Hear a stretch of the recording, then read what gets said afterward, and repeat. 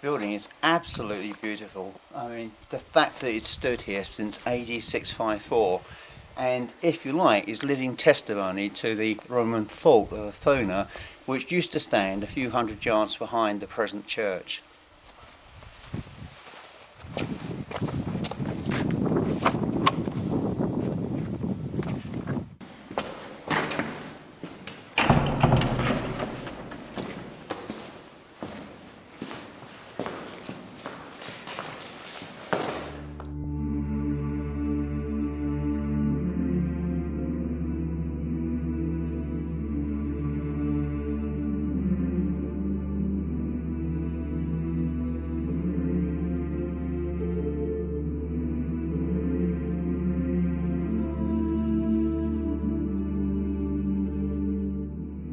Hi again everybody, welcome to part 3 of my series Essex Ghostly Legends, and today we're visiting the Church of St Peter's, which is located at Bradwell-on-Sea in Essex, and there are so many legends attached to this one building that this particular programme is entirely dedicated to this particular site.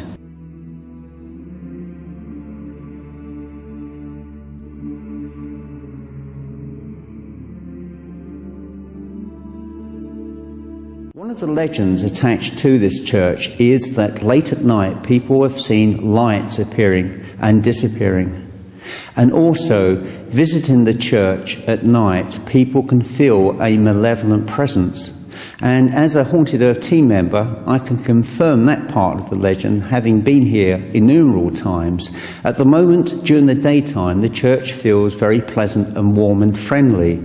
But at night it turns for the worst, and there is certainly an evil attached to this building. And on 2 occasions, both I and team members have been overshadowed by this presence. On my particular experience, I felt as though I was spiritually being sucked out of my own body.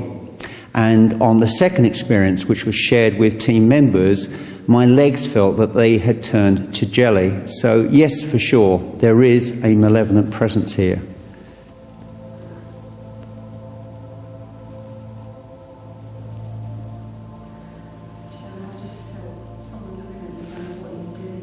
I'm feeling very, very uncomfortable. I'm feeling sick. Please, can you stand back? I mean, you no disrespect. No, I'm feeling that very strongly now. Yeah, I'm getting that. So, look at a very stern look, you know what I mean? Very stern. I think, to be honest with you, the best thing to do is to leave our cameras to run on that bench in the corner, and I think we should go outside and have a cup of tea. Yeah, right, yeah. Because I'm not feeling very comfortable. Don't like them. It's moving away now. I feel this really, I felt really, really sick. It's a very strong presence. Oh, God. Can I just go on camera for a second? I've only just sat in here for a few minutes, and I've been sat over in the corner, and the feeling, the overwhelming feeling of energy, of great displeasure at our presence, and we mean no offence whatsoever, has made me feel very, very ill and very uncomfortable. I'm feeling quite sick at the moment.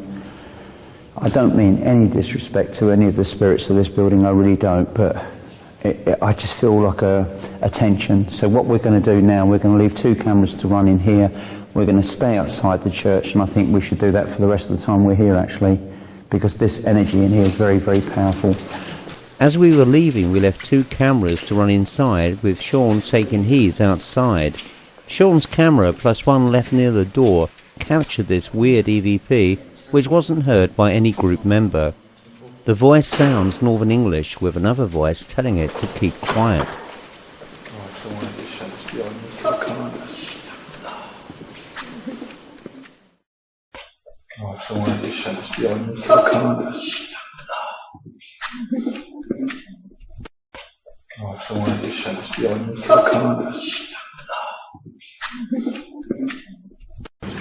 Another of the legends attached to this church are that on some nights a Roman soldier has been seen riding by horseback along the 2,000-year-old Roman trackway towards a nearby farm and also to the church.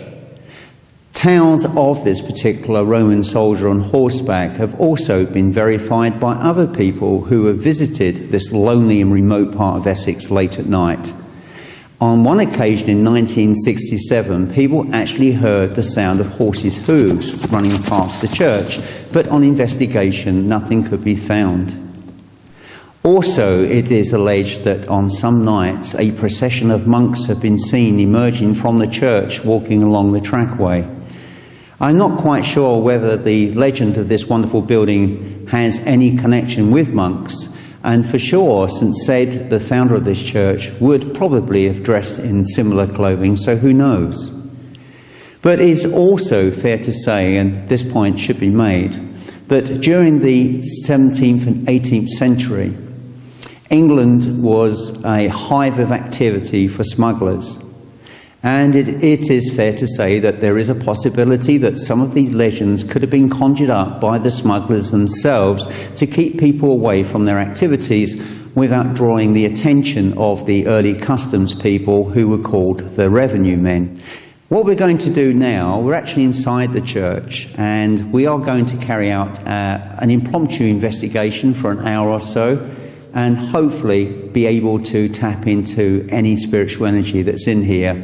At the present time, the church is quite dark inside. As you've seen on the video, it's very foggy outside.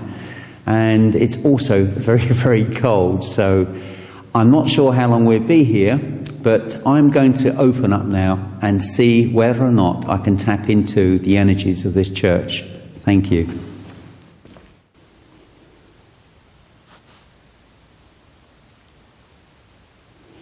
I'm picking up the feeling I have at the moment. It's really beautiful. I've spoken before about the feeling of compassion as a precursor to certain types of spiritual activity. And that is what I'm feeling at the moment. And I'm feeling the presence of a very beautiful woman. Just full of grace and beauty, but it's not something which I think was physical in life. It is an element of energy, a conception of energy. I'm just feeling this amazingly beautiful feminine compassion. And this beautiful lady, as I can see her, and dressed in very heavy and coarse clothing, but if you like, a red-headed woman, very attractive lady. And that's all I can say. And I would probably place her to be somebody who would have been attached to this church at the time of its construction in 654 AD. I think it's more a residual energy. And I can feel this very strongly in here at the moment. It's a very strange feeling. I've not had this feeling or sensation before, not in this church.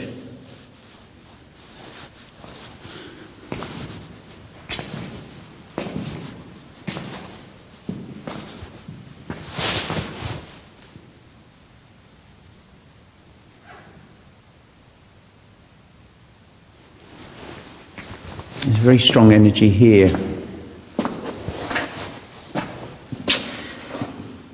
This would have led to one of the wings of the original church that formed the actual cruciform shape. But I feel the presence of persons going to and from through here.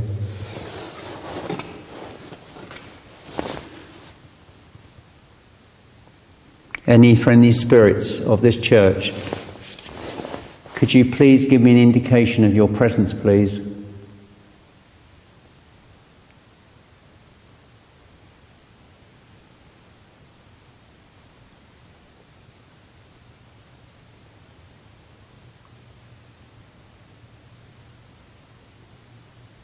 You see, I'm not feeling that malevolence that I spoke of, which we feel at night. I can actually recall one night standing inside this church, and as you'll see on this clip here, and that malevolent force started to shake and rattle the church door, but the door that's there now is absolutely tight and doesn't make that noise. And yet this door sounded very loose and was rattling really, really loudly. And that malevolence is nowhere near this church at the moment. All I can feel in this building is a wonderful essence of purity and compassion. I'm not actually tapping into anybody particularly at this moment.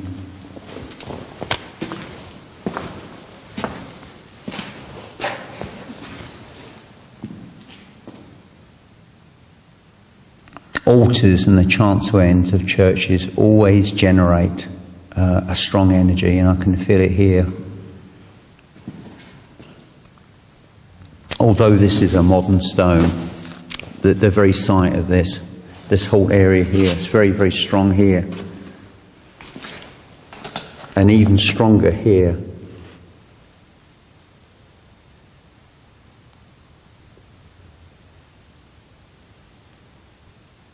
Now I'm picking up the image, the impression of almost, to me, I would say like a Saxon character.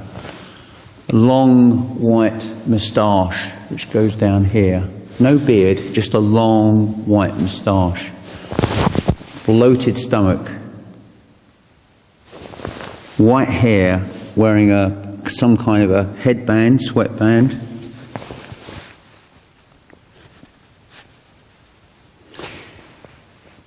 He's wearing a sword belt, but there's no sword or hilt. And I have the impression of this man as being possibly a priest. I'm not sure. His clothing is very, very early. He is wearing like a cloth jerkin type top, which actually goes all the way down to below his waist. And as I said, like a sword belt.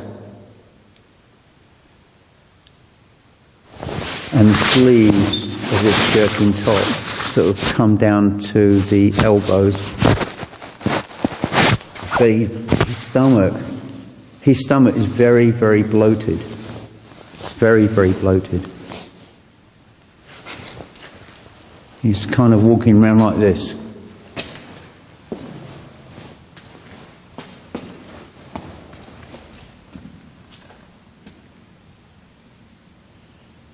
Aethelred, A-E-T-H-E-L, something R-A-D or R-E-D.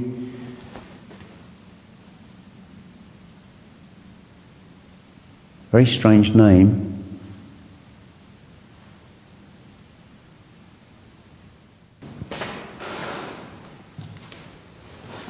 I'm being drawn over here.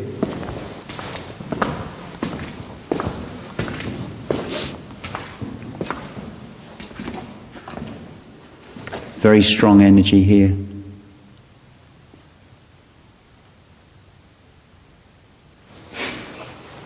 Now here,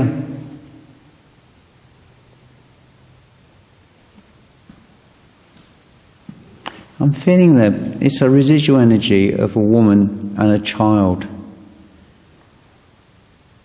Very poor, very frail looking people. She was probably in her late 20s but looked much older. And the child was a boy of about 7, but very skinny, very frail. Nothing more than that. All I can say is they were certainly from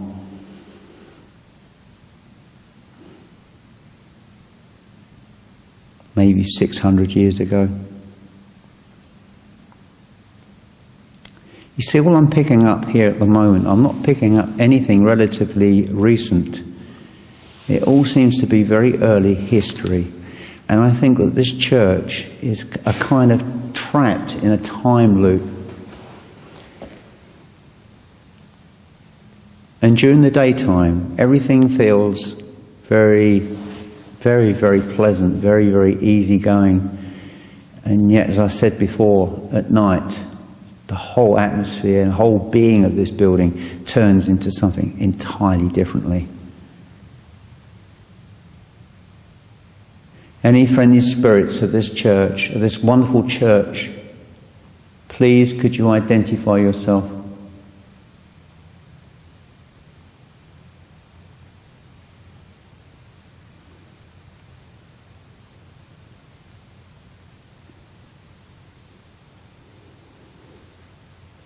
It's feeling different.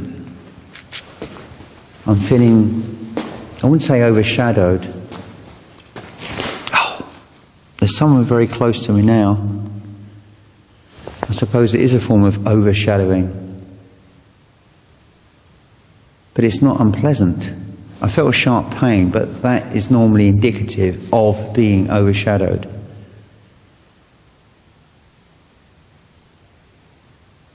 Please, could you tell me who you are?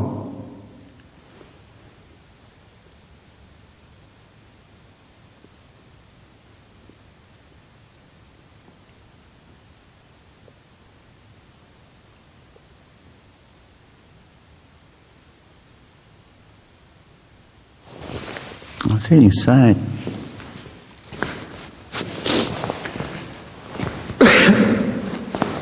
We've just had a break in the filming because Matt's phone went off. But while he was on the phone, a tremendous heat rush. It was like, it's very, very cold in here. And this wall of heat just washed straight past me. But unfortunately, I can't tell you anything more about that. But if I had a thermal thermometer, I may have been able to pick up something. It was very, very warm indeed. It felt almost like a summertime temperature, and it's like a wall of this heat just rushed straight past me. Now, what I'm going to try and do is to go back further to the chancel area and see if I can actually elicit any kind of response.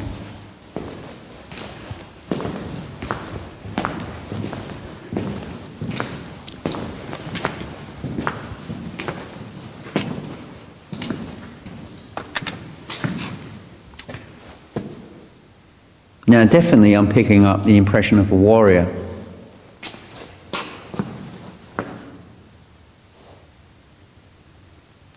And I'm getting a tremendous pain in my stomach. That feeling I had earlier of emotionality, this sadness, is connected to this person. This young man, probably no more than 25, fair-headed, I would say more Danish than Saxon, a warrior. This man died nearby here. I believe there was a settlement that remained here after the Romans left, hence the church being built. But this man died in battle here. He's just wearing a very plain silver helmet, pointed. No kind of full body armour that I can feel that he's wearing. Very, very lightly dressed. Very thin as well.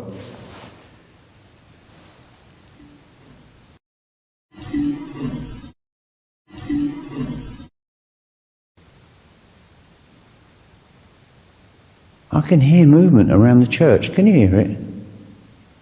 There's somebody in here with us at the moment. All the time that I've been here, yeah, it could be visitors walking past, but there's certainly something going on.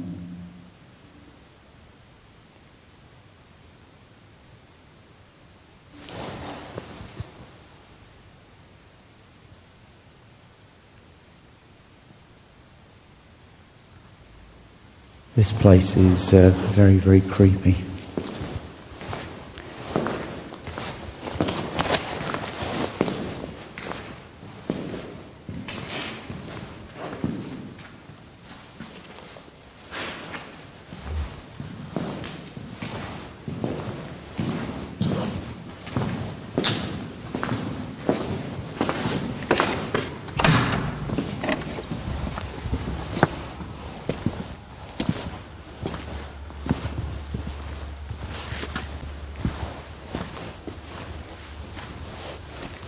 This is very strange.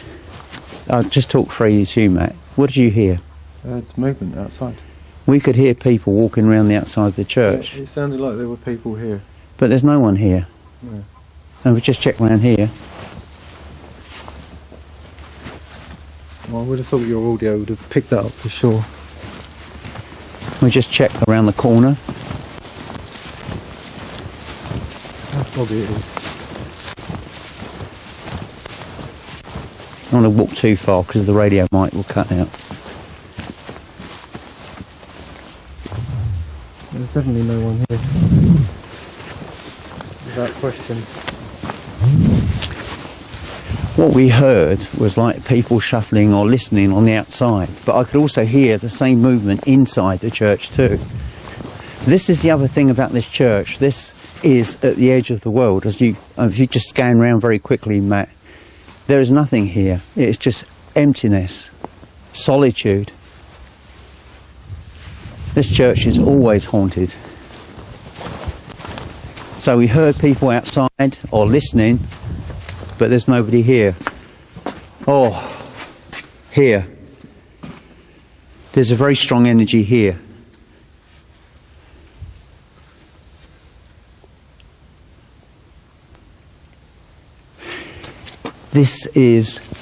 When we was talking about a malevolence inside this church at night, this malevolence is outside this church now. It is here. I feel I feel quite ill standing here. And the energy surge is very strong around this door frame.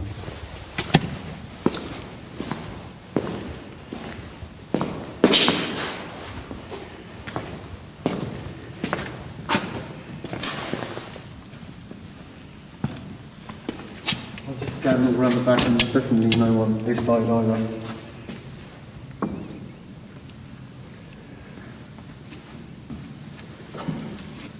So you heard footsteps and people walking past?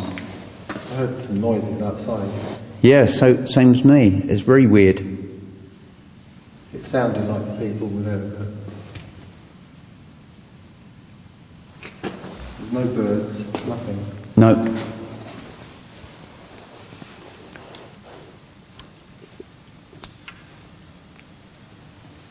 This is a very, very spooky church.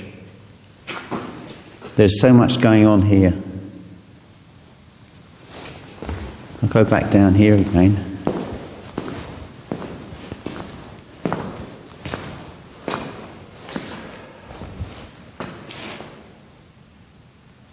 Who are you? Can you identify yourself, please?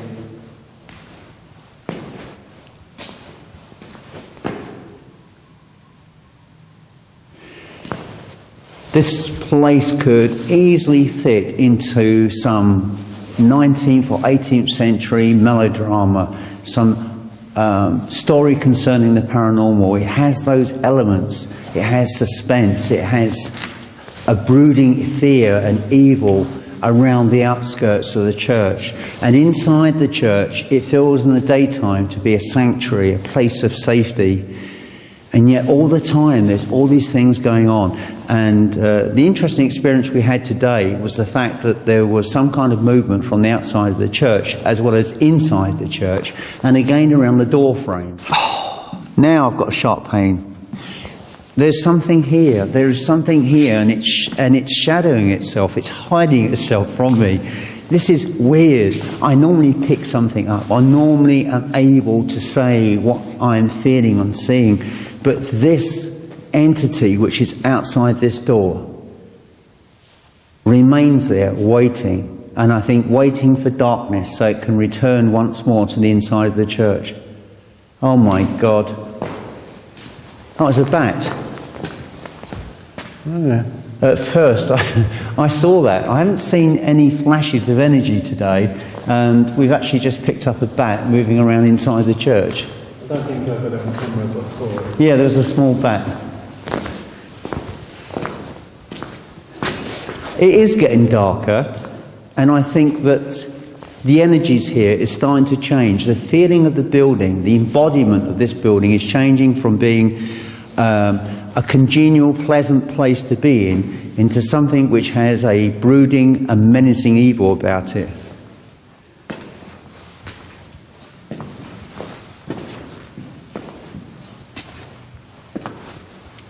And this doorway, I call it a doorway, but this passage through here, again, is still very, very strong. And yet I don't feel it at the other aisle of the church, here. This would have been the other wing of the cruciform shape. So you can imagine the cruciform shape would have been that of this church. And these two wings are now long gone. This wing here is the one that I can feel the presence of people going to and from, and yet here I feel absolutely nothing at all.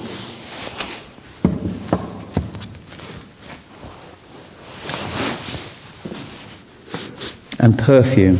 Now I'm smelling perfume, but it's not like a modern perfume. It's not like a perfume in it. It's just a sweet smell.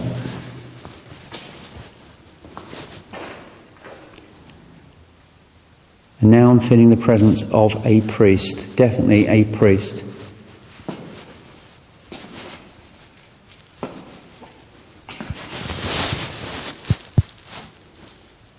I've seen this man before. He's balding, probably in his early 60s, quite fat-faced, with a very white, very short beard, very closely cut. And he's wearing light-coloured robes with a red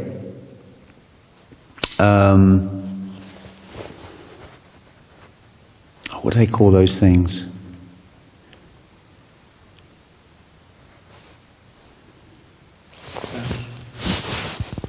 No, like the policemen used to wear those cape. That's it. Yes, a red cape. That's what I'm picking up, which I can see very clearly. And the cape has a crucifix in yellow on the cape. And this priest that I'm picking up is not like a priest that we would imagine to be. In fact, other than that red cape with the crucifix, there is very little to separate him in the way he's dressed from anyone else of that period. And this again goes back to the early settlement, which was once here. A priest which was obviously practicing here after the church was founded by St. Ced all those centuries ago.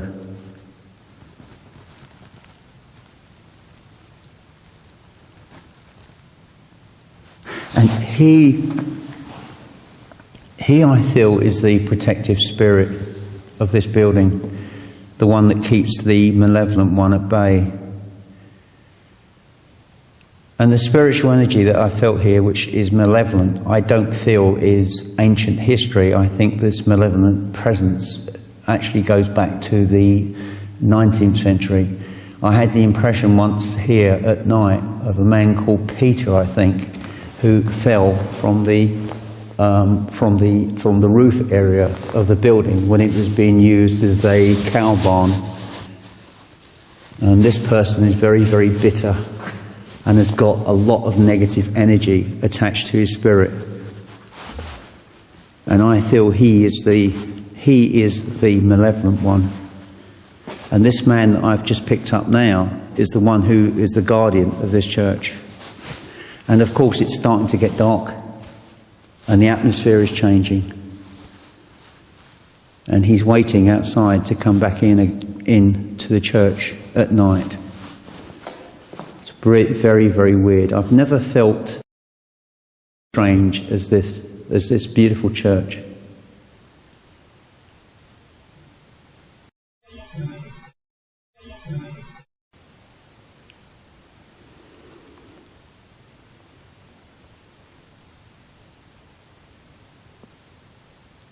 Someone talking over here. Did you hear that? Yes.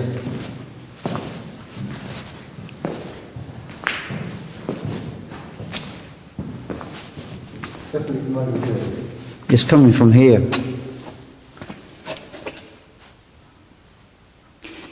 This is the very first time that I've identified why this church feels pleasant during the day and evil at night. Because this creature is outside this door now. He's the one we heard moving around. He's waiting for darkness to return. He's whispering. May well be talking to other undesirable elements. Can you hear it now? No. It's gone, I can't hear it. It went as soon as we came to the door again.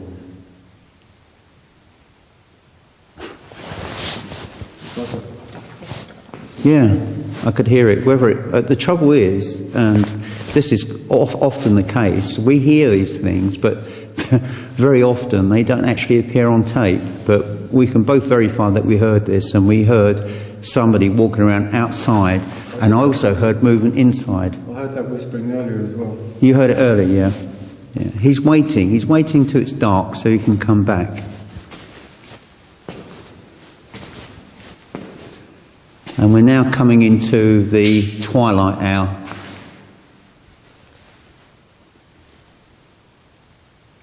And many of you will be saying, well, why don't you stay till it gets dark and see what you pick up? And the only trouble is it's so bitterly cold here today, I don't feel that we could possibly remain much longer than we have already. My hands are numb. Yeah, so my hands are freezing too. Try holding a camera. Yeah, absolutely. Well, I think I just have one more sweep and then we'll wrap.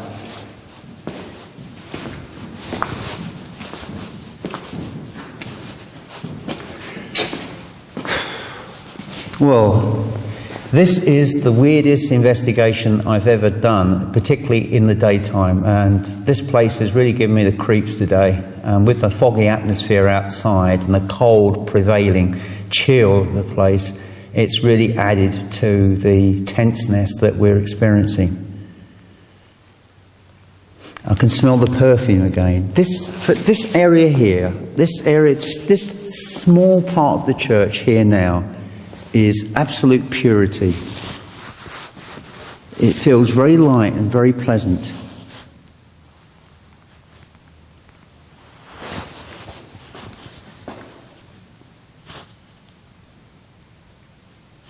Can you hear the rushing of the wind outside? Yeah.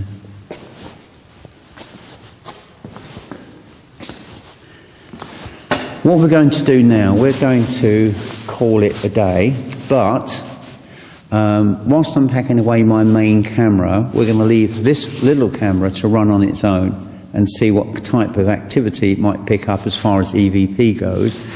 And hopefully we may have captured something worthwhile, but I'm thanking you all for watching this particularly weird programme.